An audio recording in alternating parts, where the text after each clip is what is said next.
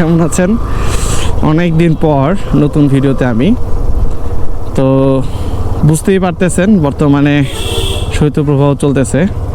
আজকে 3 জানুয়ারি। সো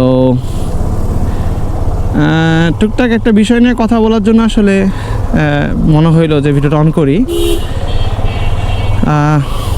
বর্তমানে যেহেতু অনেক ঠান্ডা, সো আপনি চাইলেও এটাকে অ্যাভয়েড করার সুযোগ নাই।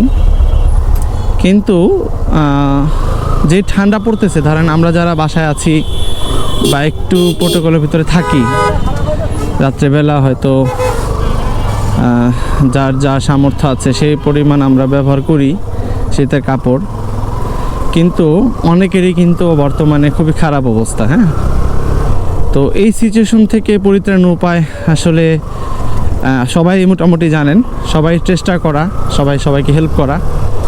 সো যে যার জায়গা থেকে আছি সেই তার জায়গা থেকে কাউকে যদি আমরা হেল্প করতে পারি, আমার মনে হয় এটা খুবই ভালো হয়।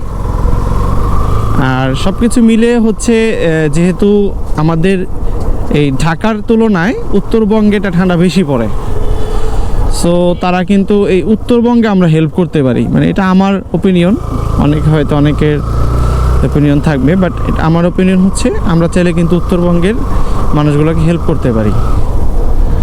সো সবাই ট্রাই করবেন ইনশাআল্লাহ। আসসালামু আলাইকুম।